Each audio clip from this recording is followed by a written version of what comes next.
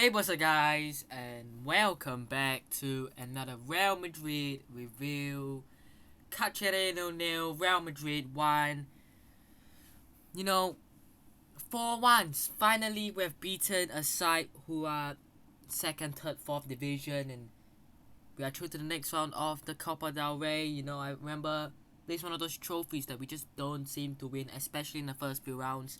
A lot of games against slightly weak oppositions in weaker leagues, in maybe like the third league or something, and you know we really should be winning these games. Obviously, the Champions League and the La Liga is the main focus, but the Copa del Rey, the Super Copa, and stuff like that are just you try to win them all basically every year, and we haven't won in a couple of years now. And I'm not saying we will win it because it's only Cacereño, and to be fair, even though it's only them, they played really quite well, to be honest. But it's games we should be winning, really.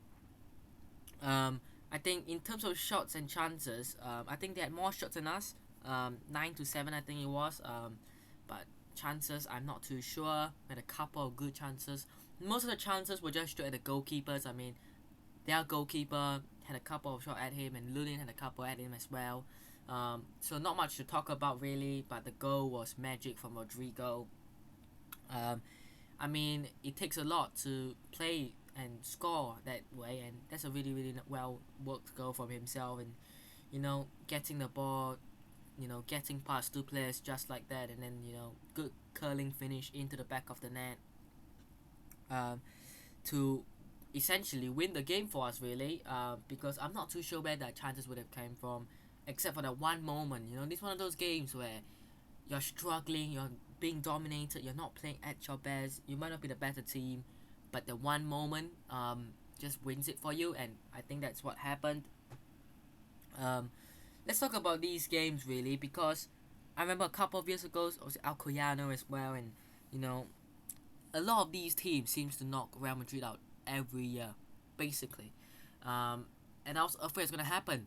I was really, really afraid that it was gonna happen again, and we were gonna get knocked out. But you could say that luckily, we were not knocked out, and we are through to the next one. Whether we'll go far, where we should be, but whether we do so, who knows? Because it's only the round of 32, the third round. So there's still round of 16, quarterfinals, semi-finals, and then the final, where we do get there. So let's talk about the lineup. We had Lunin in goal, who did quite well. Never really tested too much, but had a decent performance. We had Rodrygo playing left back. I think he got like an injury to him, had to come off for Vallejo. We had Nacho, did pretty well. Eder Militao, Lucas Vazquez. I'm surprised players like Militao started. Tchouaméni started. Camavinga started and played the full match. Asensio, Rodrygo started. But what I really like is players like Ceballos playing. Hazard, you could say, playing as well, because he doesn't play much in the Champions League and League anyways. Asensio getting some minutes. Lucas Vazquez playing. Rodrygo played until he was unfortunately subbed off. Lunin getting a chance and playing, obviously, as well. Vallejo, Valverde, Rudiger had to come on as well. Some of the youngsters coming on as well. We had Alvaro coming on for Hazard. And one of the players that I really, really, really wanted to start, which didn't happen, he only came on in the 81st minute. Arribas, he got about 10 minutes.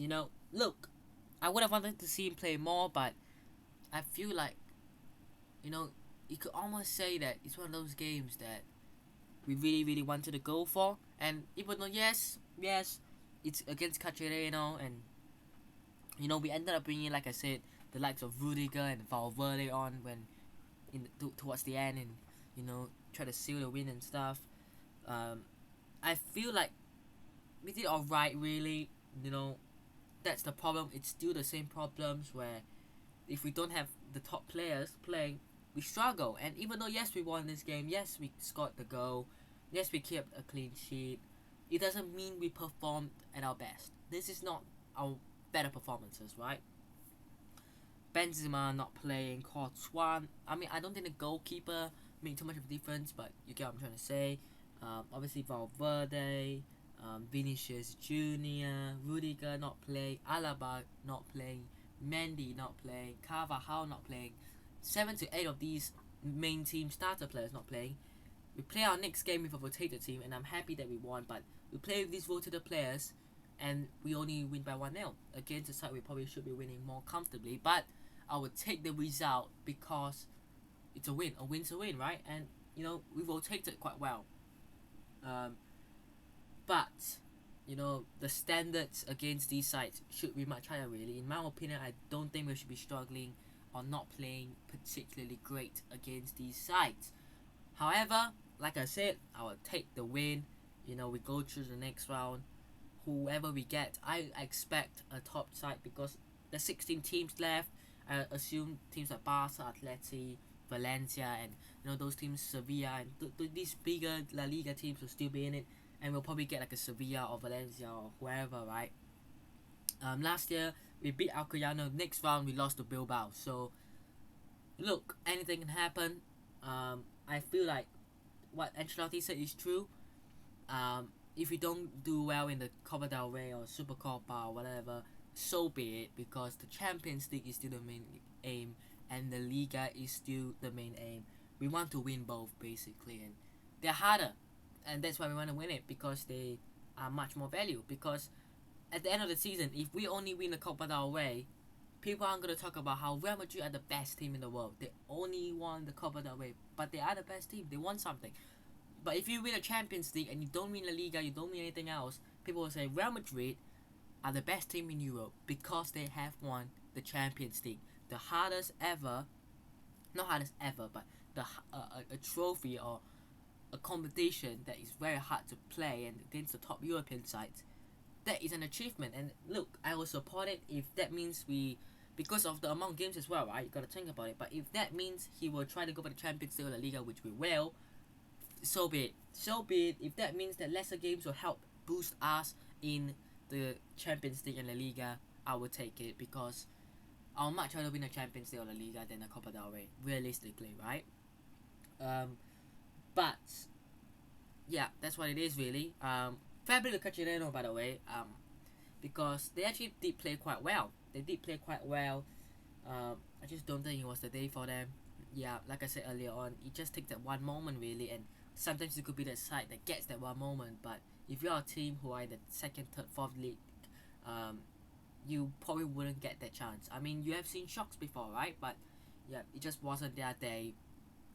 We've got another away game next up against Villarreal. Let's see how we do against Villarreal. Obviously, one of the top sides in the Liga, a very, very good team. Let's see how we can do. But Real Madrid football, like I said in the last review against Valladolid, is back. Can't wait for these. We'll be doing every review of the games. But that'll be it for today's review. Hope you guys have enjoyed today's Real Madrid review. Hit the like button if you guys did enjoy. Subscribe to channel is on already, and I'll see you guys in the next one. Peace.